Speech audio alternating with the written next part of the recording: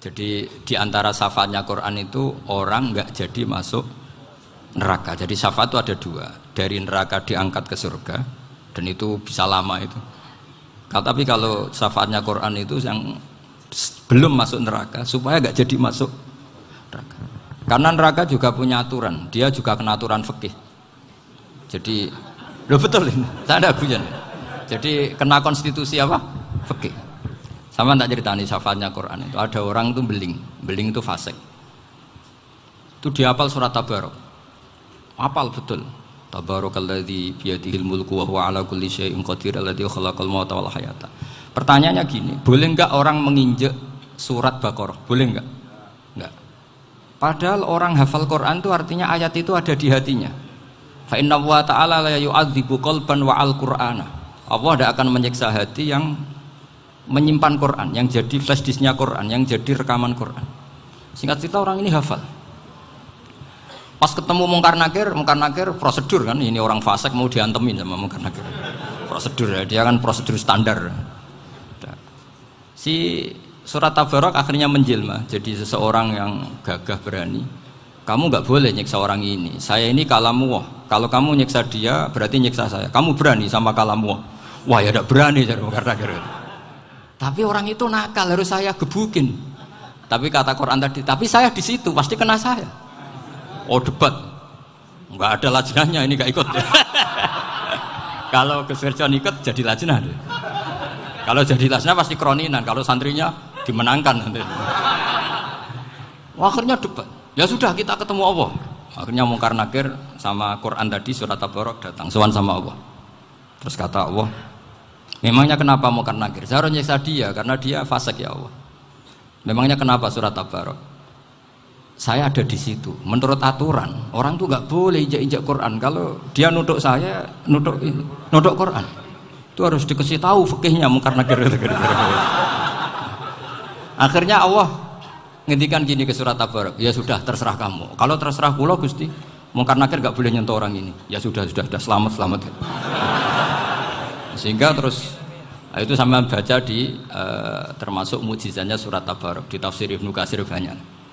Karena tadi logikanya malaikat itu juga kena aturan fikih. Sehingga banyak ulama termasuk Said Muhammad ngendikan pertanyaan Mungkar Nakir itu tidak semua orang kena. Kalau semua orang kena nanti kalau tanya Nabi Muhammad, waman nabiyuka? Kacau kan jawabnya. Nabi kamu siapa? Lu saya ini nabi. Ya kan? Lah nanti kalau pas ketemu Nabi Ibrahim, waman abuka? Jadi repot kan? Makanya ada kiai yang guyon kalau ditanya, "Marabbuka?" Saya ini guru tauhid sembrono. Saya ini ngajar Ummul Barohin, kamu tanya Marabbuka. Masyhur itu keramatnya Imam Malik itu. Ada Ashabu Malik, rajulun min ashabi Malik. Beliau ditanya Mungkar Nakir, "Marabbuka manabiuka?"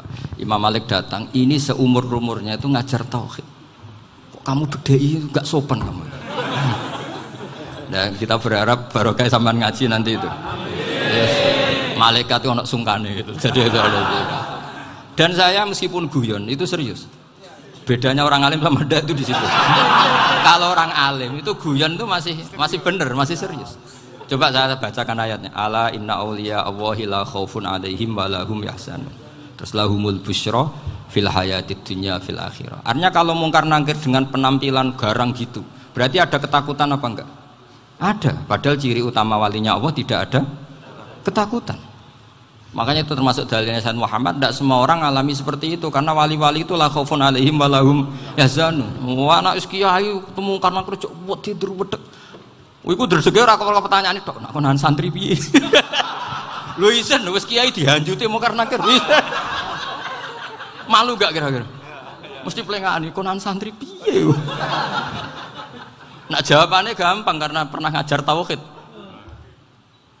Makanya Sayyidina Ali ini cerita ini ada di kitab Nurul Dzolam. Sama lihat di kitab Nurul Dzolam karangannya Syekh Nawawi Banten.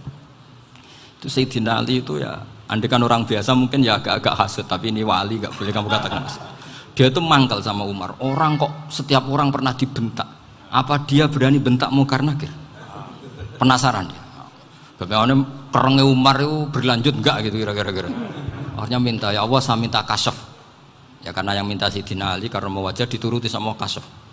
Dilihat Sayyidina Umar pas meninggal itu. Jadi hasud itu ya kadang penting asal baik. Loh betul bahasa Kanjeng Nabi kadang la hasada illa fisnaten. Itu Nabi membahasakan ya hasad. Gus Verson saja yang nafsirkan ghobtoh itu kan gaya-gayanan sebagai ulama. Aslinya Nabi ngendikannya itu la hasada illa fisnaten. Ulama yang ganti itu namanya ghobtoh. Wong Nabi sendiri nyebut hasad kok kamu tafsiri ghobtoh. Ya hasad ya hasad. Udah enggak usah ditawil-tawil pokoknya gitu. Kalau sampean nggak percaya nggak apa-apa. Kok gitu aja kok repot. Karena sampean nggak percaya kemungkinannya dua. Satu nggak ngerti. Dua sama-sama alim kan dari awal kalau sama-sama alim kan laisa li alimin ayuqallida aliman akhor. Kita nggak perlu saling mengikuti. Ngapain hasud? Biasa aja. Akhirnya Sayyidina Ali kasut. Pas Umar bangun, setelah mati kan bangun, setelah meninggal bangun. Mungkar Nakir datang dengan perangai yang sangat garang. Itu digambarkan Sayyidina Ali matanya itu kal kidril ghali. Kayak apa? Kendil yang apa? Menganga. Wah, seru. Sayyidina Ali senang, paling takut ini Umar. Senangnya bukan main. Wah, ini mesti takut Umar. Biasa. Ternyata enggak, Umar malah bangkit. Woi, Mungkar Nakir. Kamu tahu menghadapi siapa? Itu betul ya? Kamu itu menghadapi temannya ahabbal khalqi ilallah. Yang diandalkan temannya bukan dia. Kamu tahu yang kamu hadapi, saya ini teman kekasihnya Allah. Jadi boleh kamu mengandalkan Mbak Virjon. Tapi nanti resikonya Mungkar Nakir tanya, itu Virjon siapa? Wah itu masalah kan. Makanya syaratnya wali itu harus ma'rufun fis sama. Di langit sudah populer. Makanya dulu ada orang yang saking seninya Abdul Qadir ditanya apa saja jamnya Abdul Qadir Al-Jilani itu aman karena beliau populer. Makanya program kita harus populer dulu di langit. Nah, itu nanti kalau dicatut oleh santri-santri nggak apa-apa. Kalau nggak populer nanti ditanya, itu siapa? Masalah ini. Umar itu yang dibanggakan itu, kamu tahu saya siapa? Ya enggak tahu, saya ini temannya kekasihnya Allah. Temannya Muhammad, iya Muhammad Rasulullah. Wah mikir, waduh, repot. Loh di dunia aja gitu kan, temannya presiden, temannya panglima, apalagi ini temannya Sayyidul Awalin wal Akhirin. Di dunia aja bilang temannya presiden, menteri, orang sudah takut, apalagi ini temannya Sayyidul Awalin. Hanya Mungkar Nakir terus konfirmasi sama Allah, gimana ya Allah ini ngadepi. Sebetulnya yang diandalkan itu temannya, bukan dia. Wah, akhirnya sama Allah dibilang, ya Bu, ya sama seorang seperti itu Bu yang sopan. Terus semenjak itu Mungkar Nakir itu nggak selalu berpenampilan seperti itu, sangat. Jadi semoga itu konsisten sampai nanti. Jadi kamu kalau ingin nggak takut Mungkar Nakir, jadi wali dulu. Karena syaratnya tadi hanya wali sing la khaufun alaihim wa lahum yahzanun lahumul busyra fil hayatid dunya fil akhir. Jadi orang itu kalau ngaji itu harus khatam. Jangan semuanya kena pertanyaan. Dan kalau semuanya kena pertanyaan nanti repot. Kalau Nabi Muhammad ditanya waman Nabi juga. Nabimu siapa? Lu kan terus jadi aneh. Jadi makanya ngendikane Sayyid Muhammad semua ulama lah, nggak ada am kecuali ditaksis, kecuali sifatnya Allah. Misalnya bikulli syai'in alim ya benar-benar bikulli syai'in. Tapi kalau am semuanya pasti ada taksis, meskipun dalam muhawarah muhadasah biasa. Misalnya contoh gampang, istri kamu baru seneng kamu, Mas nak pengen apa-apa itu lapor aku, gak apa-apa Mas, mesti aku seneng sama lapor. Iku di aku pengen wayo. Wah langsung jadi apa wae. Mesti apa wae maksudnya kecuali itu gitu. Padahal kalau ngomong ya Mas sampean ingin apa saja tak dukung. Terus sampean bilang kepengin iku wayo. Kira-kira disetujui apa enggak? Sama seperti kita kalau punya teman akrab, wes nang omahku gak apa-apa, anggap ya omahmu dewe. Terus mlebu-mlebu kamar. Jadi tidak ada am kecuali di taksis. Artinya kalau ada cerita bahwa orang mati pasti ngalami ditanya Mungkar Nakir, itu pasti ada am yang di taksis. Itu pasti tidak dialami para anbiya, para auliya. Karena ciri utama wali itu la khaufun alaihim walahum yahzanun. Kemudian saya yang mau cerita ya supaya sampean bisa menghadapi dunia global ini, tak bawa tafsir Munir termasuk tadi. Kenapa orang Islam Rasulullah Shallallahu Alaihi Wasallam itu lebih senang kalau yang menang itu orang Nasrani Romawi ketimbang yang menang itu orang Faris, dalam hal ini ateis. Karena orang ateis itu lebih ngeri. Sebetulnya beberapa penemuan sains, terutama di ilmu medis, itu orang Amerika, kayak cloning. Tapi orang Amerika itu masih dilarang oleh gereja untuk mengaplikasi. Karena nanti bayi cloning itu dipakai suku cadang. Di Amerika masih ditentang oleh fatwa-fatwa agama, baik Islam maupun Kristen. Tapi di Cina itu dipraktekkan, karena nggak ada halangan agama. Di Cina itu biasa ada kondom diolah lagi jadi alat-alat aksesoris. Di Amerika tidak ada karena masih ada agama, masih ada larangan. Sehingga orang Islam itu lebih takut kalau yang menang itu Persia, karena terus cara berpikir ternyata Tuhan itu tidak ada, langit nggak ada perannya. Jadi ketika yang menang Nasrani masih berpikir itu pertolongan Tuhan, meskipun mungkin cara mengatakan Tuhan beda dengan kita. Tapi ada satu kesamaan bahwa kekuatan samawi itu ada. Nah, itu disebut hulibatir rum fi adnal ardi wa hum mim ba'di ghalabihim sahlibun. Di sini diterangkan oleh Syekh Nawawi supaya kamu tidak salah paham. Sebetulnya kamu katakan misalnya wah itu paham liberal, sebenarnya saya tidak tersiksa. Cuma takut yang mengatakan seperti itu cek goblokir atau ngaji gitu. Itu aja masalah saya. Ini saya baca ini karangannya Syekh Nawawi karena tadi kata Mbah Firjon ngaji itu harus sama orang yang bersanad. Saya ini kalah sama beliau itu berkali-kali. Secara nasab saya harus manggil Mbah. Secara silsilah ilmu saya juga kalah lagi. Saya sering disewani sama cucu-cucu Syekhona Khalil. Kiai Siddiq itu termasuk murid dekat beliau Syekhona Khalil. Kalau itu berarti kan Gus Firjon, Ahmad, terus Mbah Siddiq. Mbah Siddiq ngaji Syekhona Khalil. Syekhona Khalil itu pernah ngaji langsung sama Sayyid Zaini Tahlan. Berarti beliau dari Sayyid Zaini Tahlan itu baru generasi kelima. Sementara saya itu sudah ke-7 atau ke-6. Saya, Mbah Mun, Mbah Karim misalnya, Mbah Hashim, Mbah Mahfud Termas, Sayyid Abi Bakar Sato yang ngarangnya Anatul Thalibin, baru Sayyid Zaini Tahlan. Berarti saya ke-7, kalah lagi. Tapi untuk jadi wali biasanya cepat saya. Karena syaratnya jadi mbah itu ngalah demi putu. Jadi kalau beliau ngotot, saya dulu Gusti, saya mbahnya. Wah itu mbah yang nggak baik. Pasti jatahnya dikasihkan apa? Cucunya dulu. Makanya Abdul Muthalib itu orang yang dapat wangsit, tapi yang jadi nabi itu cucunya. Jadi dalil saya banyak. Sebenarnya Abdul Muthalib itu sudah sering dapat wangsit. Karena saya bahasakan wahyu, Nabi yang protes, enggak nabi kok dapat wahyu. Tapi sebetulnya Abdul Muthalib itu masyhur. Kalimat-kalimatnya menunjukkan bahwa beliau itu sudah dapat wahyu kalau nanti cucunya itu jadi apa? Nabi. Makanya senangnya bukan main Abdul Muthalib sama Rasulullah. Putu seneng, mbah seneng putu. Jadi mungkin, jadi sampean enggak usah protes loh. Yang jadi wali kok cucunya. Dulu betul. Dulu Mbah Hamid Pasuruan itu kalau Mbah Ahmad Siddiq ke sana, Mbah Hamid Pasuruan kalau manggil Mbah Ahmad Siddiq itu paman. Tapi pamannya minta ijazah ke ponaan. Apa ya gara-gara itu memang. Kalau itu masih berlaku apa? Ngalah tadi. Kayaknya masih apa? Hawane masih. Karena melihat tren-tren langit masih gitu kayaknya masih. Masih itu.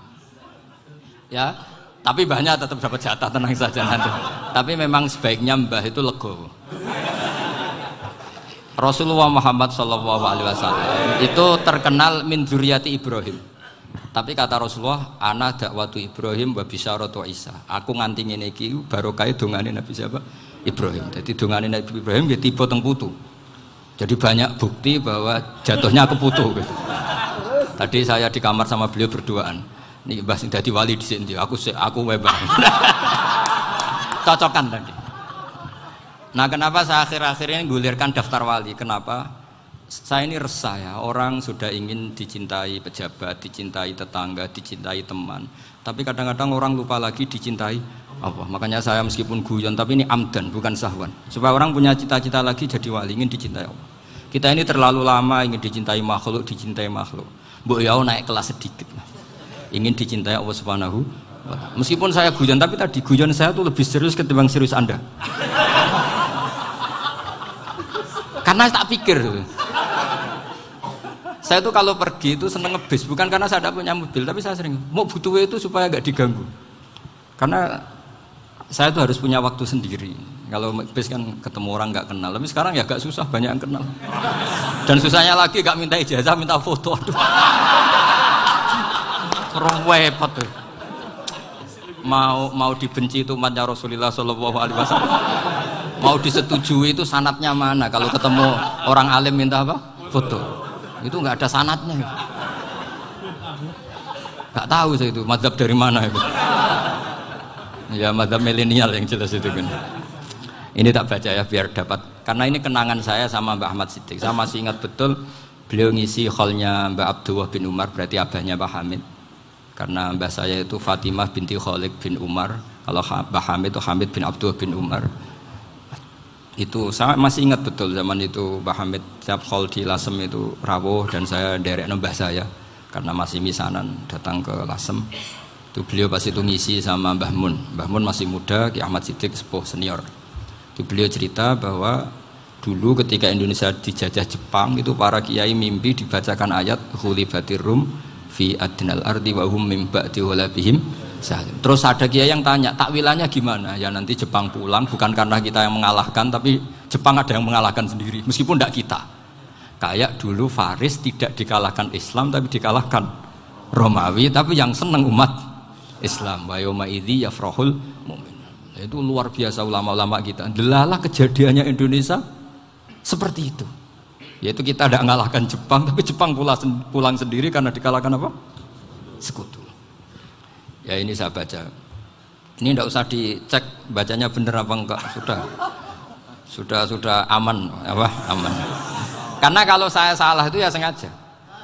Artinya ya sengaja saja. Ya biasa maksudnya.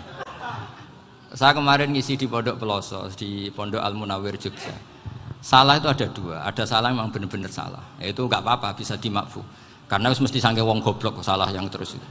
Ada salah bawaan ilmu, itu repot tuh dadaninnya. Karena misalnya kita yang biasa belajar qiraah sabah wayah sibuhu, mesti diulang lagi wayah sabuhu. Karena qiraahnya Imam Asim itu hasibah yah sabu, bifathis sin. Sementara kita kalau ngaji kitab kulino yahsibu. Sehingga kita yang biasa belajar sabah itu kalau baca kitab itu kayak orang bingung. Kadang-kadang yang ngaji juga bingung. Gus Pak mau di bulan pilih. Ya tepat-tepatan. Ada yang mengatakan Gus Pak bingung, ada yang mengatakan Gus Pak alim alama. Ya tepat-tepatan nasib. Karena memang ya sabah memang seperti itu. Misalnya kufuan. Kufuan itu Imam Asim baca kufuan. Tapi beliau punya murid namanya Syu'bah. Itu kalau baca kuf'an. Makanya kita itu, ini kan khataman Quran ya, jadi saya menyinggung sedikit tentang qiraah sabah. Tadi beliau juga sudah tak kasih kitab saya Hifdzuna Liya dan Mushaf. Sama tak ajari latihan sabah, memang angel ya. Makanya yang nggak bisa itu wong pinter. Sudah tahu angel ya nggak usah diteruskan kan. Orang menghindari barang angel itu pinter apa goblok?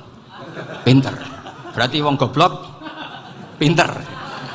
Saya tuh makanya sama orang goblok tuh respect. Jadi orang alim tuh angel apa gampang? Angel. Menghindari barang angel pinter apa goblok? Loh, orang menghindari barang angel pinter apa goblok? Pinter. Berarti wong goblok pinter. Jadi saya sama orang-orang goblok itu respect. Sudah tahu jadi orang alim angel ya barang angel ya harus dihindari. Makanya saya ini insya Allah umatnya Nabi yang termasuk yang terbaik. Amin. Karena mencintai umatnya Nabi termasuk yang goblok. Waduh. Itu tidak gampang itu. Karena tadi sudah tahu ya.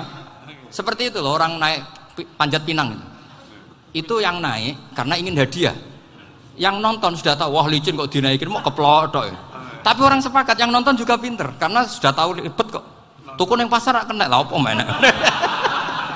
Sama juga gitu. Ngalim tafsir angel, ngalim fikih angel. Tak karek ngaji ngerekam kan gampang. Itu pinter apa goblok? Pinter. Iya. Makanya kula niku mbok burohno ngono tok. Saya tadi dinasihati Mbak Firjon, muga-muga hati saya selamat.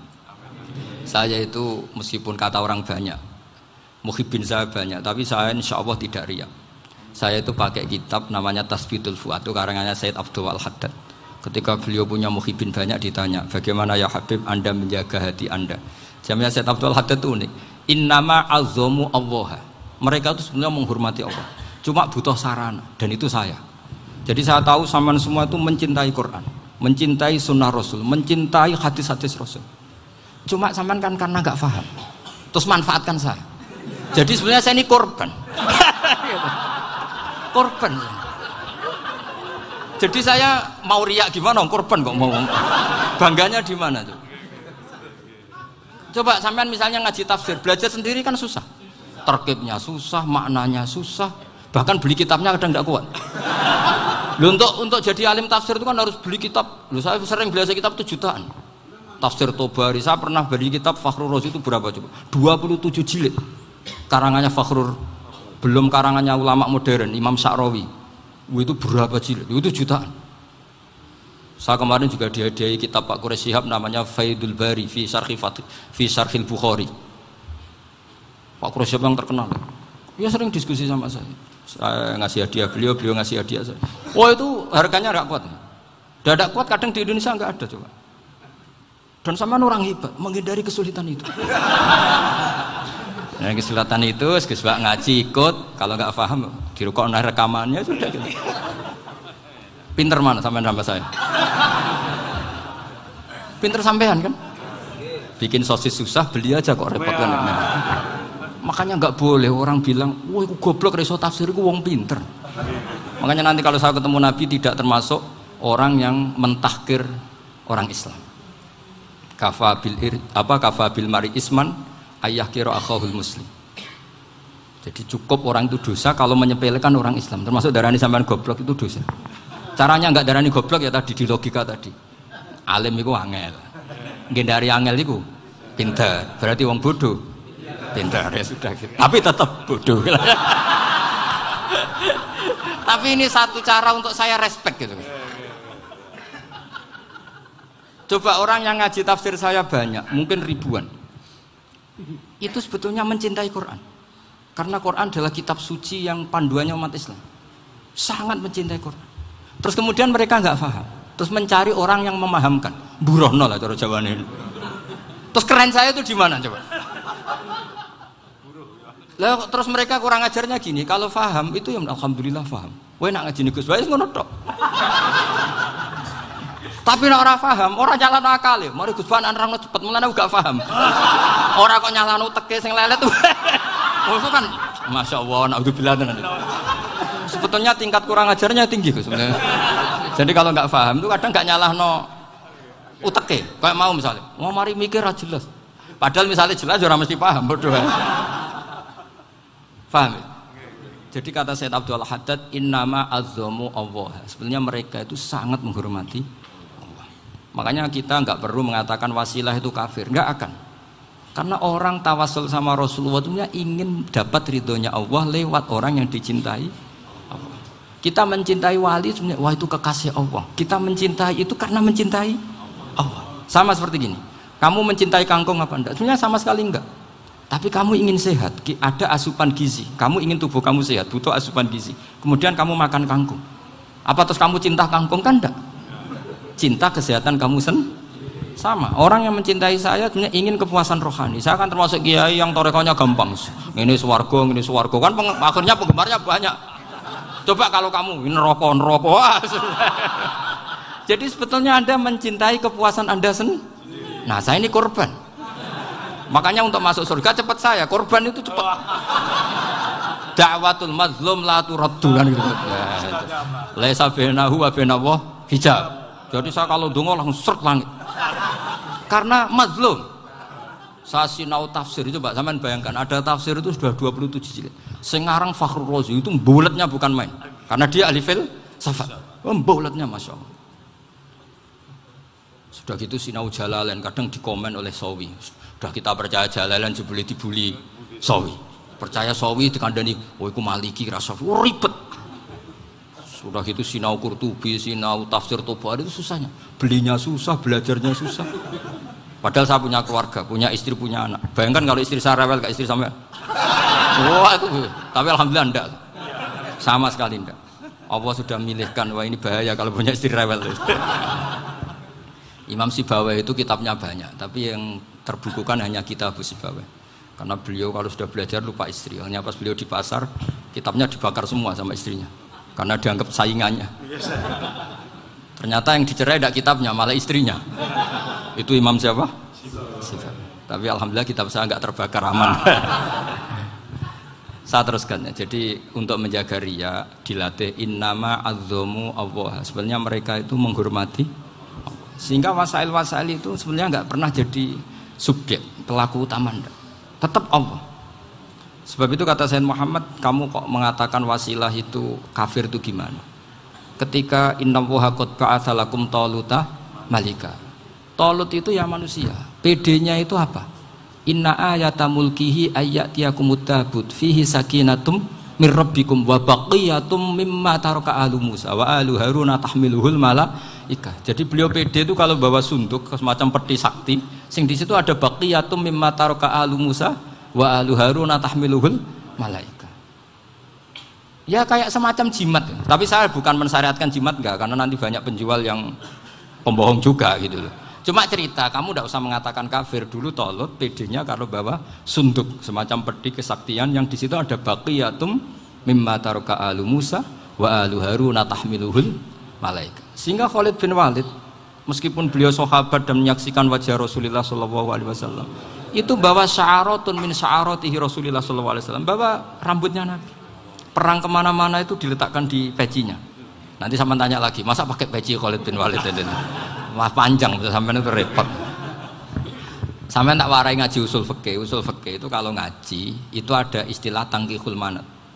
Ini mesti ini wilayah yang kita bisa berdebat sama Mbah Firjon. Dulu itu musuh saya karena saya makili Anwar, beliau makili Peloso. Tapi tahu-tahu kalah tua terus saya mengundurkan diri.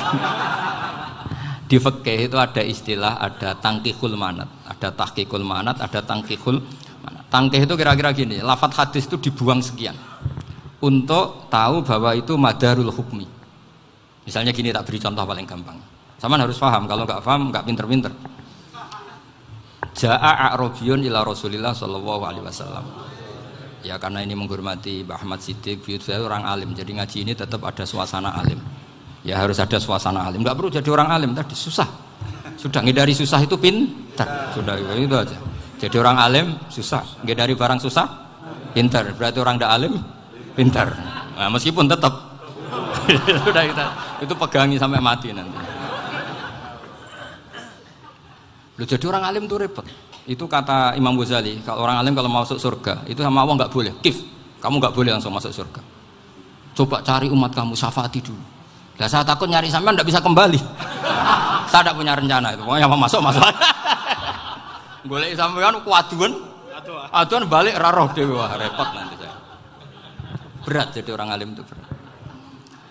Ya saya teruskan ya.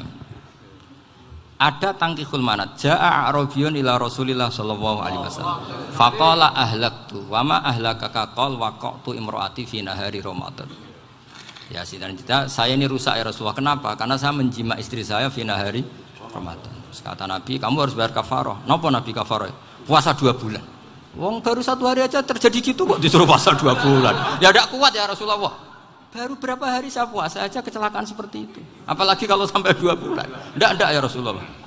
Ya sudah kalau gitu kamu pertama ngasih makan apa? Itqu raqabah kan, pertama merdekakan budak. Tapi kan sekarang nggak ada budak makanya terus sekarang langsung puasa. Wah ini nggak bisa semua. Ya sudah ngasih makan orang 60. Kasihkan siapa ya Rasul? Ya orang fakir. Saya ini paling fakir. Di kampung saya ini orang paling fakir. Jadi mulai dulu orang fakir itu hubungan suami istri itu paling lancar mulai dulu. Makanya orang fakir itu anaknya banyak. Karena hiburannya hanya itu.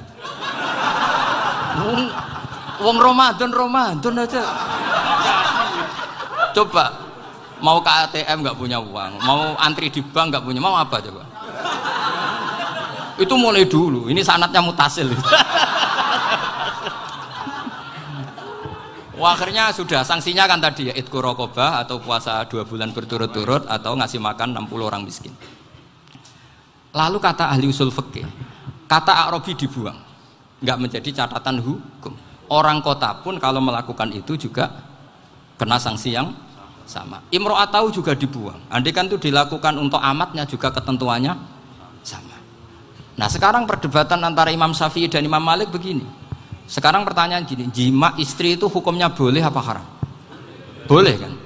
Lalu kalau ada orang tanpa udzur kemudian makan siang-siang, cara Imam Malik hukumnya sama, harus kena sanksi yang sama. Karena sama-sama hadku hurmati Ramadan bi ghairi udzrin syar'iyyin. Sama-sama merusak hukum Ramadan tanpa udzur syar'. Lo jima itu tidak zina. Kan hukumnya jaiz. Nah, sekarang makan hukumnya jaiz, harusnya juga kena ketentuan yang sama. Cara pikirannya Imam Malik. Nah, alhamdulillah Imam Syafi'i gak setuju. Wah, cara setuju repot. Bahkan orang-orang Syafi'i sudah punya khilaf, kalau gitu minum dulu. Iya, biar gak kena. Iya, biar iftarnya pakai minum. Setelah minum baru jima kan. Ini sudah menyiapkan khilafnya. Ini khas Syafi'i ini, bongsong rekayasa hukum. Nanti bisa belajar jauh cara ngakali hukum. Makanya guyonan yang masyhur Gus Dur itu gitu. Ada seorang kiai atau Gus lah, ya punya salah, namanya manusia kan punya salah, entah cangkruk entah apa, pokoknya punya salah. Ada wartawan yang ngiranya semua kiai itu orang suci, sehingga tanya sama Gus Dur, Gus itu ada kiai kok, ya pokoknya salah lah. Tapi jangan bayangkan dosa besar, enggak, kecil-kecil aja. Itu gimana itu? Padahal kiai kan orang suci. Jawabnya Gus Dur lucu. Ya justru yang boleh salah itu para kiai, kalau kamu nggak boleh. Loh, kok bisa Gus? Karena mereka tahu caranya tobat. Repot. Kalau kamu nggak tahu caranya, sama pelanggaran hukum itu ya harus pakar-pakar hukum. Ya. Itu yang tahu caranya rekayasa. Kalau kamu ya kena pasal kan ya. Jadi kamu jangan niru saya. Saya ini punya sekian cara untuk nah, itu namanya khilah. Makanya kata Sayyid Muhammad, kamu tidak usah anti khilah. Karena Abu Hanifah itu membolehkan khilah, kitabul khiyal. Yang penting kamu soleh dulu. Setelah soleh nanti Allah maklumi. Soleh dulu, syaratnya soleh dulu. Kalau tidak soleh jangan. Contohnya gini, ada orang mau puasa lemes sekali, mau makan. Gampang. Kalau langsung makan kan kayak hadku hormati Ramadan biwiri udrin syar'iyyin. Aku langsung mau jembera sowan Mbah Firjon. Sudah status saya Pak, musafir. Ya sudah, berangkat aja sampai Tuban makan. Nanti kalau nggak jadi ya nggak apa-apa sudah. Kan mulai pergi sudah musafir. Saya tidak tahu nanti malaikat tertarik gebuki nggak tahu. Tapi itu ada khilafnya, asal soleh. Karena kata Sayyid Muhammad dan semua kitab mengatakan itu. Kalau sama nggak tahu ya kebablasan. Nabi Ayub, nabi yang terkenal Gudiken itu siapa? Ayub ya. Nah, itu yang Israiliyatnya akan seru lah. Gudiken dikukur bek kreweng itu terlalu lah kalau itu. Untuk kreweng konti ning Arab ora ono kreweng itu sudah masalah itu. Singkat cerita, Nabi Ayub ketika diasingkan kaumnya itu kan nggak punya sumber makanan. Lah orang lelaki itu mulai dulu egois. Istrinya Nabi Ayub itu cantik sekali, udah cantik, rambutnya bagus. Makanya kamu nggak usah tanya kenapa istrinya kayak banyak yang cantik. Ya, nah warasatul anbiya, nggak boleh gitu. Kalau nggak cantik ya warasatul anbiya dari segi balak. Istrinya Nabi itu semuanya cantik. Nggak usah tanya sebabnya apa, pokoknya gitu, semuanya cantik.